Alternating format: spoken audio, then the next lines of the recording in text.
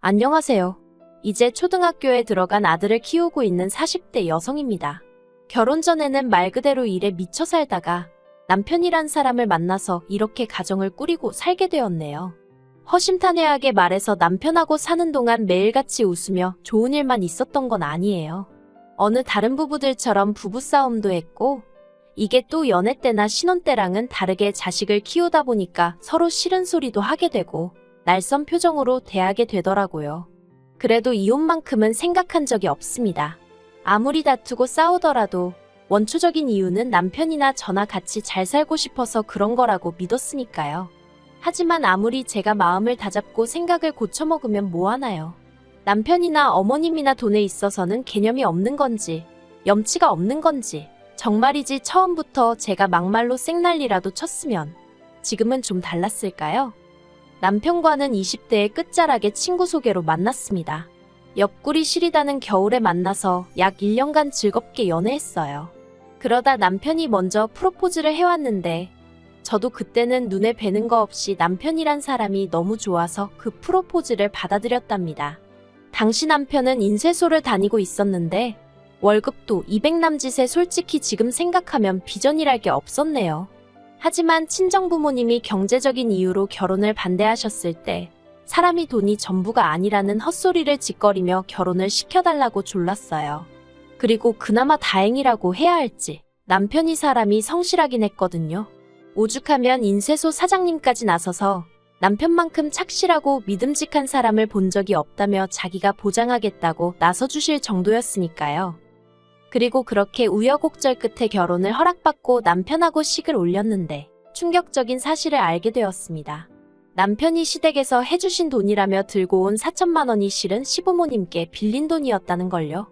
은행이자보다는 싸게 받겠다 하시면서 빌려주셨답니다. 그리고 그 사실을 알게 된 저는 그러면 진작에 말을 하지 그랬냐고 좀 투덜댔는데 그런 제 반응에 남편이 자존심이라도 상했던 건지 한다는 소리가 앞으로 자기가 벌어서 갚을 거니 자기가 모은 돈이라고 생각하라는 정말이지 말도 안 되는 소리를 하대요. 어이가 없어서 그러면 나랑 사는 동안 먹고 쓰는 돈은 어디서 가져올 거냐니까 그건 또 얼렁뚱땅. 그래도 솔직히 식 올리자마자 이혼한다 소리를 어떻게 하겠어요. 그냥 시댁에서 도움 하나도 안 받고 대출로 시작했다고 생각하자고 그렇게 나름대로 스스로 위로했지요.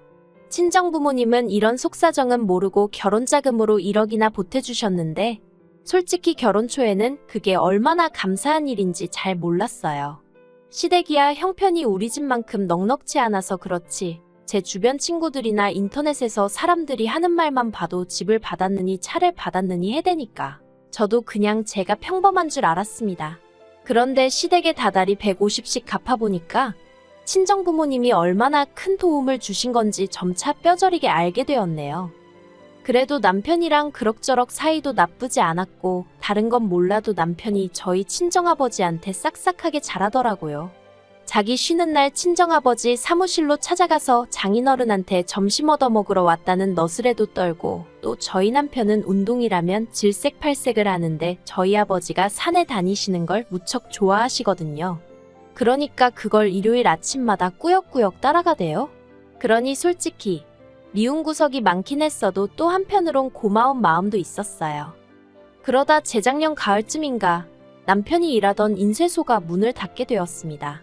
남편은 평생 일이라곤 인쇄소에서 배운 게 전부였다 보니 어쩔 줄을 몰라 하더라고요. 그리고는 다른 집 가장들처럼 대리라던가 배달이라던가 소위 진입장벽이 낮은 일부터 손떼기 시작했어요. 그런데 솔직히 대리고 배달이고 요새 속된 말로 돈을 뭐 날로 버는 일이 있기나 한가요? 인쇄소는 그나마 고정된 거래처도 있고 하니까 그럭저럭 운영이 되었던 건데 그것도 사장이 몸져 누워버리니 직원 보고 주문 넣어주는 거래처는 없더라고요. 그리고 남편은 남편대로 한번 살아보겠다고 이일저일 부딪히다가 한 달 정도 지나니까 뭐랄까 자포자기한 듯한 눈치였달까요. 솔직히 남편 기죽을까봐 제가 터놓고 말은 못했지만 옆에서 지켜보는 제 스트레스도 이만저만이 아니었습니다. 애는 학교에 들어가야 되지. 그러면 돈 들어가는 일은 지금의 곱절에 곱절로 늘어날 게 뻔한데.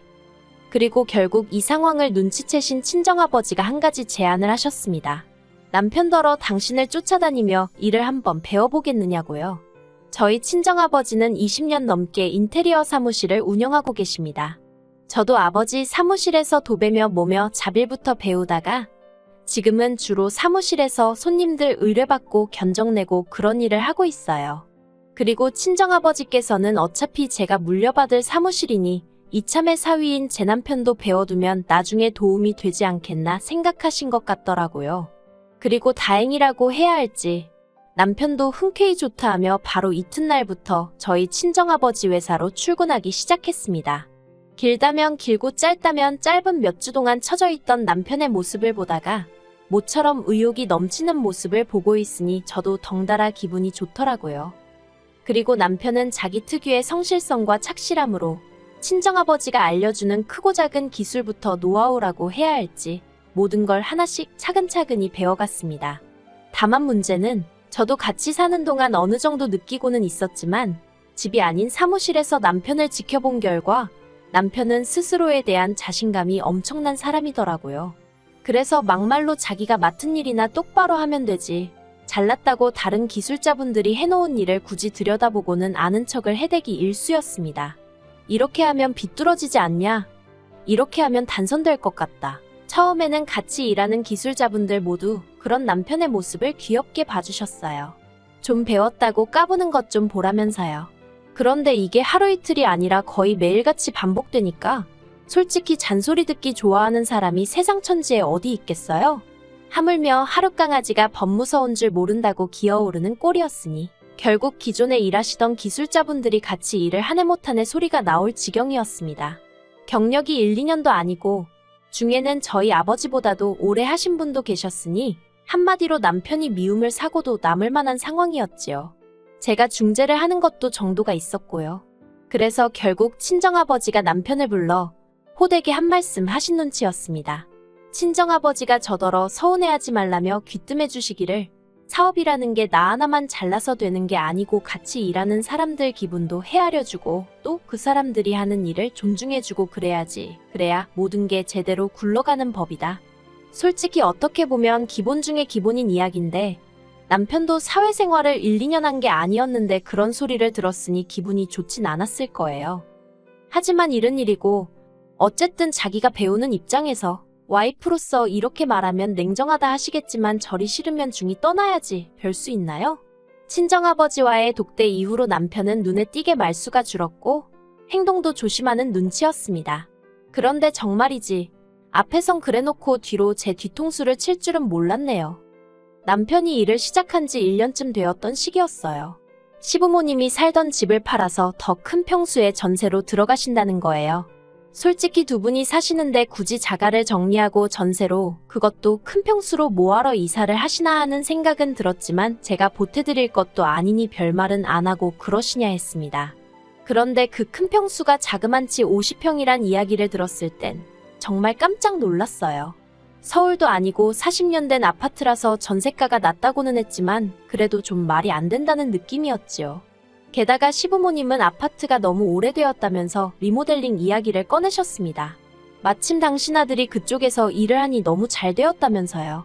정확히 말하자면 어머님 아버님의 사돈인 저희 아버지가 그쪽에서 일을 하시는 거고 어머님 아들은 그저 배우며 월급까지 받아가는 중이라고 정정해드리고 싶은 마음이 굴뚝 같았지만 그 또한 굳이 말은 하지 않았네요.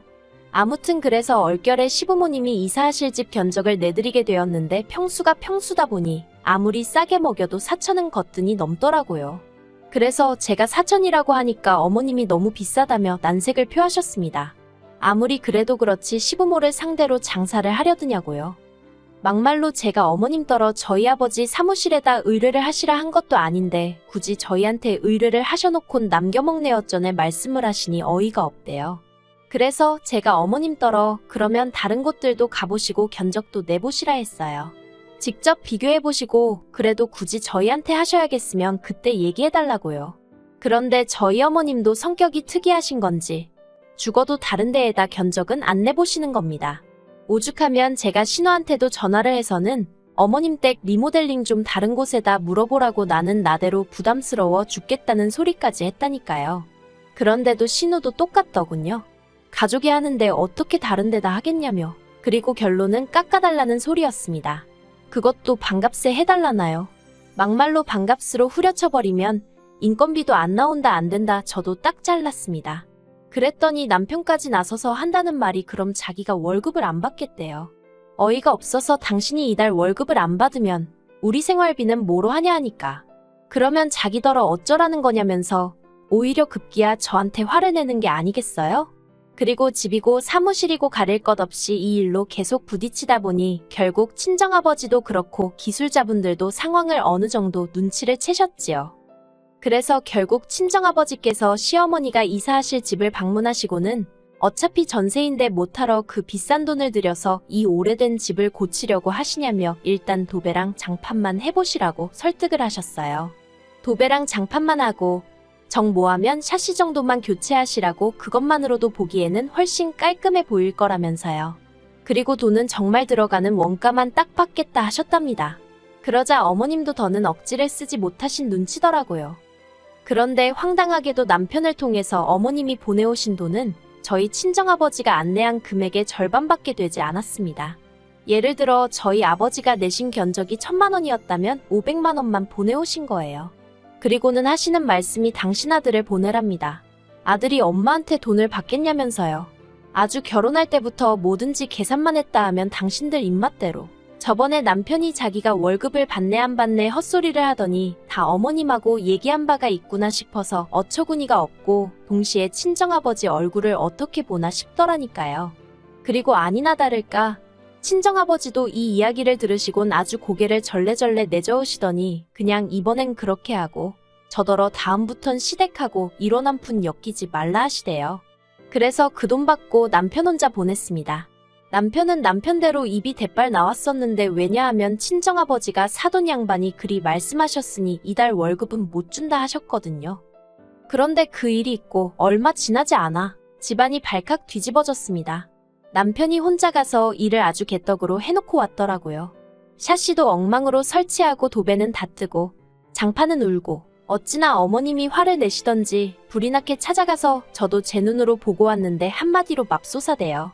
어머님은 집안 꼴을 이래놓으면 어떡하냐면서 저희 친정아버지더러 물어내라고 억지를 쓰기 시작하셨습니다. 하지만 그때는 저희 친정아버지도 그동안 참아오신 것도 있고 하여 화가 많이 나신 상황이었어요. 그래서 환불은 무슨 환불이냐.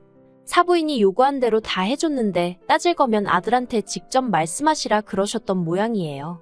그러자 이제 어머님은 저희 친정아버지더러 앞길 창창한 당신 아들 데려다가 일도 하나 제대로 안 가르쳤다고 막말을 하시더군요. 폐인될 뻔한 거 사람 구실하게 만들어준 저희 아버지한테 말이에요. 저도 도무지 참을 수가 없어서 어머님더러 무슨 말씀을 그렇게 하시냐고 받아쳤습니다. 친정아버지가 어른들끼리 이야기하는 자리니 저더러 끼지 말라셨지만 말도 안 되는 어머님 억지를 상대하는 건 저 하나면 족하지 친정아버지까지 당하게 할 수는 없었거든요.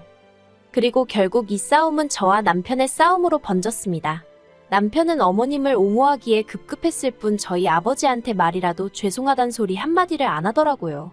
그리고는 급기야 이럴 거면 이혼하네만의 소리까지 나왔습니다. 남편은 제가 오래전부터 애 때문에라도 어떻게든 잘 살아보려고 참고 지내는 걸 눈치챘을 테니 제가 이혼하잔 소리는 안 할 거라고 생각했을 거예요. 하지만 이혼하자는 남편의 말에 그러라고 저도 맞불을 놨습니다. 아니 오히려 제가 죽어도 이혼을 하겠다고 했어요. 막말로 번듯한 친정 있고 제가 능력이 없는 것도 아니었는데 애 하나 키우면서 못 살겠나 싶더라고요. 그런데 정말 어이가 없었던 건요. 남편이 저랑 이혼한 이후로도 밖에서는 마치 자기가 저희 아버지랑 일하는 것처럼 자기 스스로를 전문 인테리어 업자라고 소개하고 다녔다는 사실이에요. 저희 아버지 회사 이름을 팔면서 말이에요. 이혼까지 한마당에 그 꼴을 두고 볼 수는 없었습니다. 막말로 일이나 잘했으면 모르지만 일도 개판을 쳐놓은 건지 아무 상관도 없는 저희 아버지 사무실까지 쫓아오는 사람들도 여럿이었거든요. 그래서 남편을 명예훼손 및 개인정보 도용 그리고 그 밖에 여러 가지 이유로 고소했습니다. 지금 진행 중이에요. 애를 보고 있으면 엄마니까 당연히 미안해요. 가끔은 내가 중간에서 뭔가 놓친 게 있던 건 아닐까 하는 후회 아닌 후회도 되고요. 하지만 어쩌겠어요. 참고 살았다면 결국 제가 제 스트레스를 견디지 못하고 어떻게 되어버렸을지도 모르겠다 싶은걸요. 그리고 다행이라고 해야 할지 남편이 빠져나간 이후로 다시 아버지 사무실에는 생기가 돈다고 해야 할지. 같이 일하던 분들 모두 손발이 잘 맞으니 업무도 잘 돌아가고 덕분에 손님도 늘어나더라니까요. 인생은 새옹지마라더니 막상 이혼하기로 한 이후로 솔직히 어디다 말은 못했지만 이런저런 걱정이 많았는데 이렇게 하루하루 잘 지내는 제 자신을 보면 놀랍기도 합니다. 앞으로 남편과 남은 문제 하루빨리 해결하고 지금보다 더 잘 지낼 수 있으면 좋겠다는 바람뿐이에요.